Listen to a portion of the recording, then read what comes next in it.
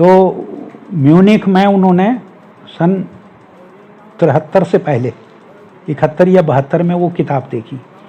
उनको प्रेरणा मन में इच्छा पैदा हुई कि हम दुर्गा मई। हाँ, तो बात ये हो रही थी कि जीवन बाबा उनकी भक्त मंडली के अभिन्न अंग थे। और कौन कौन थे? जैसे सिद्धि माँ हुई, के शाह हुए, इधर में भक्ति माँ हुई। किस्सा आपने पढ़ा होगा, पुस्तकों में है कि वो नाई के पास दाढ़ी बनवा रहे थे। नाई जो परेशान था, बोले क्यों परेशान है? बोले मेरा लड़का घर से भाग गया है। तो एक तरफ की वो दाढ़ी बना चुका था साबुन, एक तरफ साबुन। भक्त पे कोई समस्या होती थी तो वहाँ पहुँच जा करके, बाद में कभी भेद खुलता कि बाबा आए थे वहाँ। तो उनकी लीलाएं। अब हम आ जाते हैं अपने।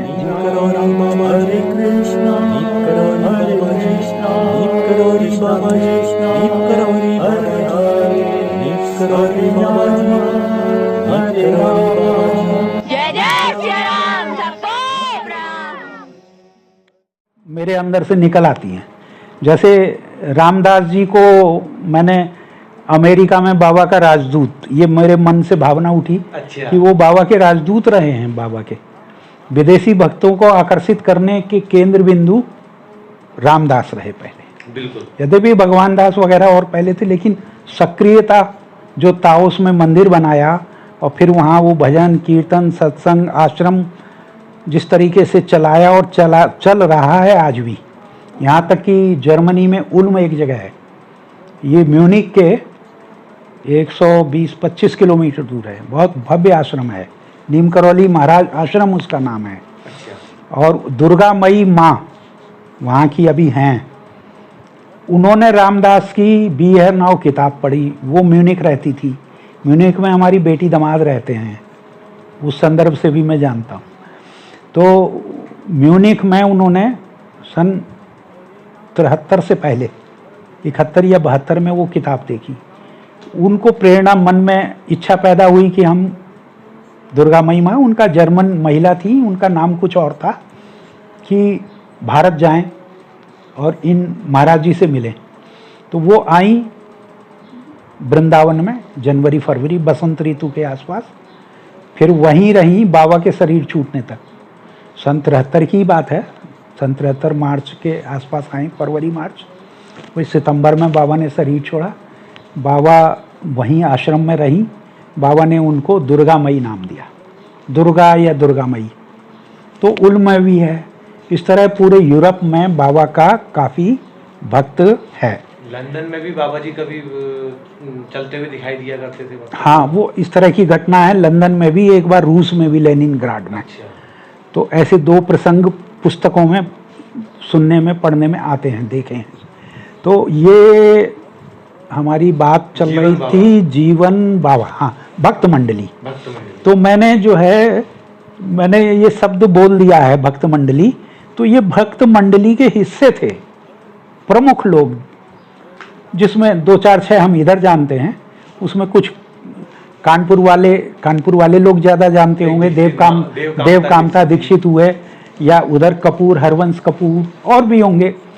तो अलग अलग जगह में, वहाँ नीम करौरी गाँव में, अकबरपुर में, और बाबा का और जहाँ कहीं भ्रमण होता होगा वहाँ भी कुछ ना कुछ होंगे। बरेली में हैं, शाहजहाँपुर, लखनऊ तो है ही है, हनुमान सेतु मंदिर। तो में भी एक, हाँ, वो कुंवरदास बाबा रहे, वो तो बाबा के शिष्य की तरह रहे। उनने भी मंदिर बनाया वहाँ। हाँ, हनुमान मंदिर बनाया है कुंवरदास। गौदीगाड़ उस जगह का नाम है, गांव का। और बहुत अच्छे पहुँची हुई अवस्था। अभी 1 साल हो रहा है उनको शरीर छोड़े।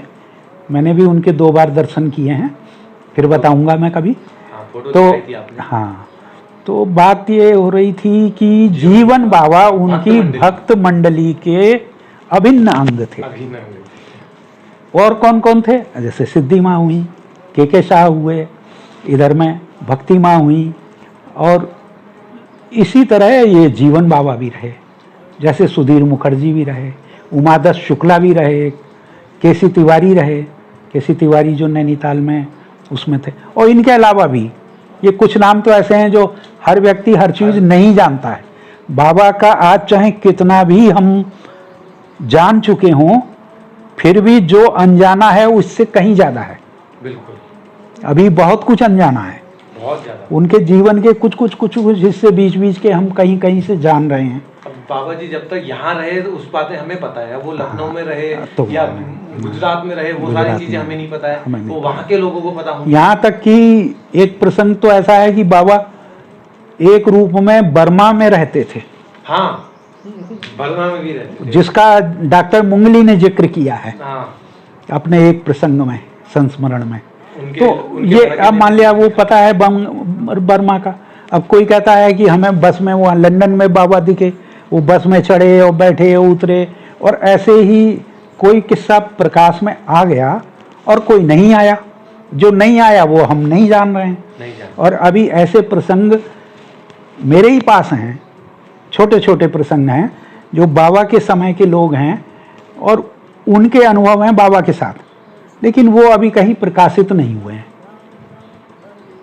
लेकिन बाई चांस उनसे बात होती है, कभी जिक्र आ जाता है, वो कहते हैं हमारा भी, हम भी मिले थे, ऐसा हुआ था वैसा हुआ था, वो बताते हैं।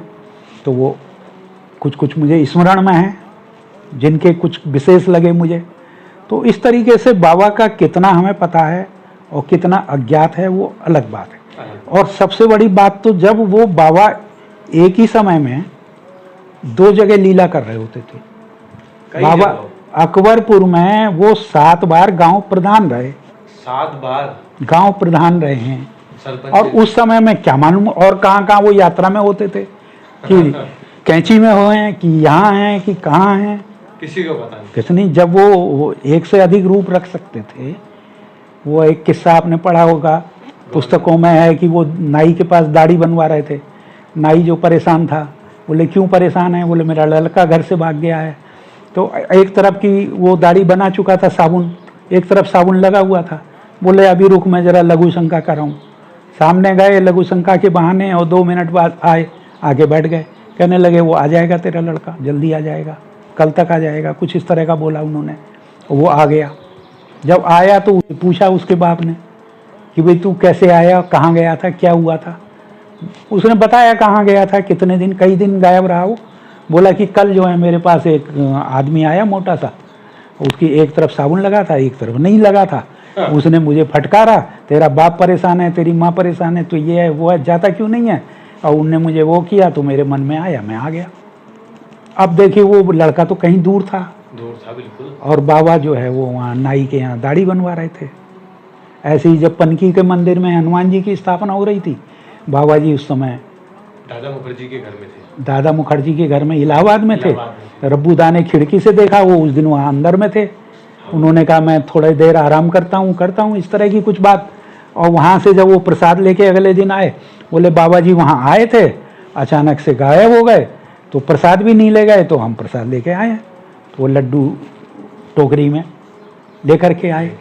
ऐसे ही बाबा कहीं होते थे, कोई भक्त पे कोई समस्या होती थी तो वहाँ पहुँच जा करके, बाद में कभी भेद खुलता कि बाबा आए थे वहाँ।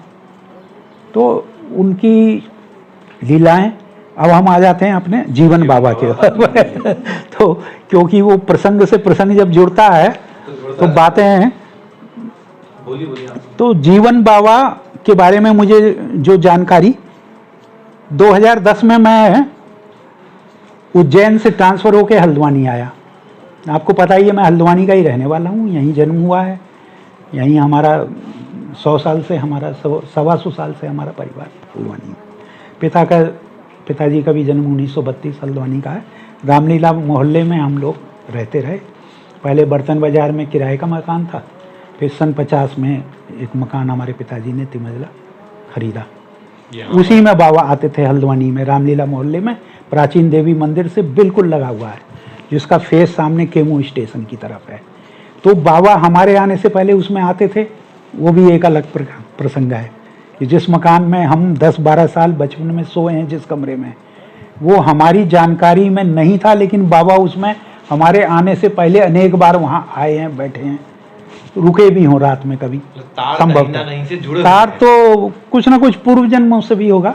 हाँ। हो सकता है, क्योंकि होता ही है ऐसा, ये स्वाभाविक चीज़ है। पूर्व जन्म से एक बात याद आई कि बाबा जी के जो भक्त हैं जैसे 73 में बाबा जी ने शरीर छोड़ा, तो 73 के बाद भी बाबा जी के भक्त लोग जो हैं वो शरीर छोड़ते रह रहे हैं। हाँ, तो छोड़ते। मेरा जन्म भी 91 का है। हाँ, तो क्या पता उनमें किसी से शरीर ने हो छोड़ा सकता वो है। 91 पे। हाँ, वो तो वरना मैं इतनी छोटी वो उम्र मैं में भी ये कभी चीज नहीं हो सकती। कभी कभी मैं भी सोचता हूँ 53 में मेरा जन्म हुआ है, तो उससे पहले कोई बाबा के और बुड्ढे भक्त रहे होंगे, कोई साधु रहे होंगे। बिल्कुल बिल्कुल तो बिल्कुल। वो 2-4 साल पहले उन्होंने शरीर छोड़ा हो, तो फिर संत मुझे लोग शरीर तो ऐसा मिला। है, कल छोड़ा और दूसरे दिन पैदा हो गए वो। हाँ। उनमें कोई क्या है।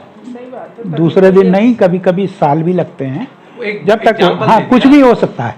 कुछ भी हो सकता क्योंकि मैंने एक पुस्तक पढ़ी है, उसमें पास्ट में रिग्रेशन में ले जाते हैं, और उसके बाद तो उन्होंने पूर्व जन्म देखे हैं वो उससे। है। बिल्कुल बिल्कुल। और वो बहुत हिमालयन इंस्टीट्यूट जो मेडिकल साइंस है ऋषिकेश का, उसमें वो MD डॉक्टर हैं, इन्होंने वो पुस्तक लिखी है।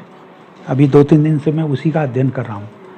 इंग्लिश में है, और ये परमानंद पुरी जी ने उसकी फॉरवर्डिंग लिखी है। अच्छा। तो बाबा जी ने ही वो मुझे ये पुस्तक दी।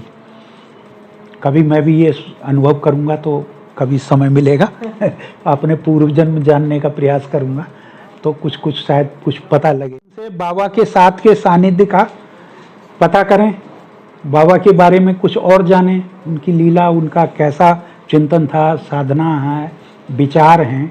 क्योंकि खाली लीला किस्सा कहानी, तो एक वो मनके की माला उनकी इतनी पुरानी कि उसके मनके काले रंग के जैसे हो गए, यद्यपि वो तुलसी माला ही थी।